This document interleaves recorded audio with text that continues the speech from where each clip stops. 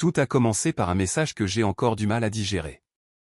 Sophie, ma copine, m'a écrit « J'ai besoin d'espace. Ne me contacte pas pendant un certain temps. » Point barre.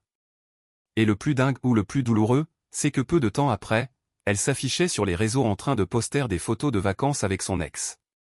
Mais reprenons depuis le début. J'ai 30 ans, elle en a 28.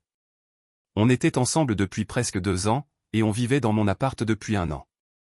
Je ne vais pas mentir, les dernières semaines étaient bizarres. Je la sentais distante, déconnectée, mais rien qui ne me laisse présager un tel naufrage. Enfin, c'est ce que je croyais. C'était un mardi soir ordinaire. Je préparais le dîner quand son message est tombé. Elle disait que les choses étaient compliquées et qu'elle avait besoin de solitude pour réfléchir. Elle a insisté, silence radio jusqu'à ce qu'elle soit prête. Ça m'a fait l'effet d'une douche froide. Généralement, quand quelqu'un demande de l'espace, c'est mauvais signe. Pourtant, j'ai essayé de réagir en adulte. Je lui ai répondu que je comprenais et qu'elle pouvait prendre tout le temps nécessaire. Ensuite, silence total. Puisqu'elle voulait qu'on ne se parle plus, j'ai respecté son choix.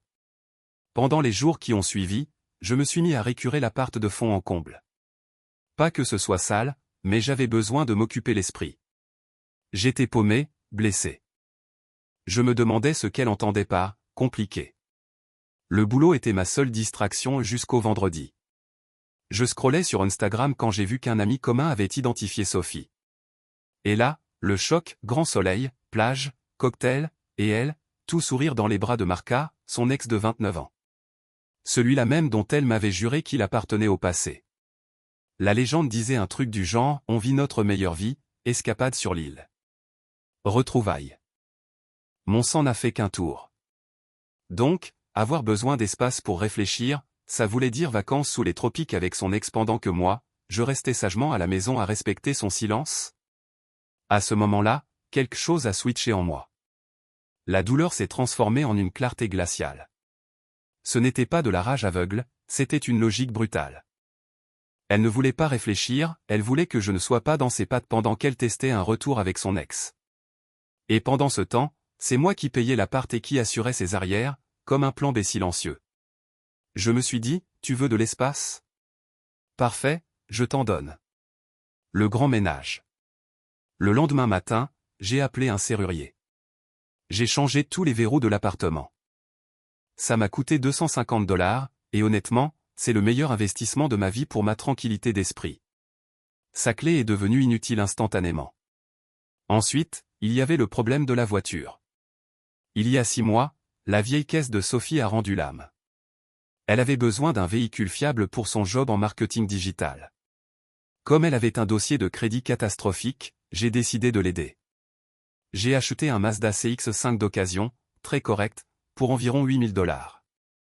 Mais voici le détail crucial, le prêt, la carte grise et l'assurance étaient exclusivement à mon nom. Légalement, la voiture m'appartenait à 100%. L'accord, c'était qu'elle me rembourse mensuellement, ce qu'elle a fait la plupart du temps, et qu'elle l'utilise comme si c'était la sienne. Elle l'avait décorée, y avait mis des gadgets mais elle n'a jamais été sur les papiers.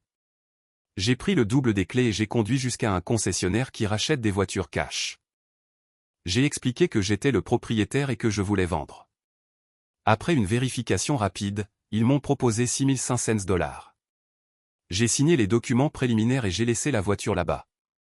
Je suis rentré en Uber. Sa place de parking est restée vide. Ses affaires étaient encore dans le placard de la chambre d'amis. Je ne les ai pas jetées, ça aurait été mesquin. Mais il était hors de question qu'elle rentre chez moi comme si de rien n'était. Je me sentais étrangement serein, comme un chirurgien pratiquant une opération nécessaire. Douloureuse, mais inévitable. Le retour à la réalité. D'après ses stories, sa meilleure vie devait durer une semaine de plus. J'ai attendu de voir ce qui se passerait à son retour. Et elle est revenue. C'était le mardi suivant, vers 21 h. J'étais devant la télé. Soudain, le bruit des clés dans la serrure. Puis rien. Elle a réessayé, de plus en plus frénétiquement. Enfin, elle a frappé. Daniel, qu'est-ce qui se passe? Ouvre. Sa voix était agacée, pas encore inquiète. J'ai pris une grande inspiration.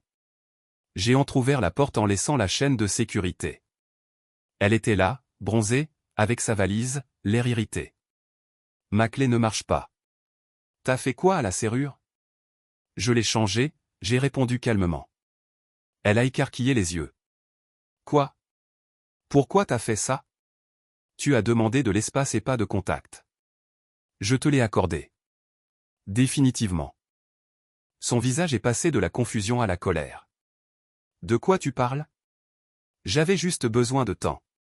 Tu ne peux pas me mettre dehors comme ça. J'ai vu les photos avec Marca. On dirait que t'as vite trouvé les réponses à tes questions. Là, elle a paniqué.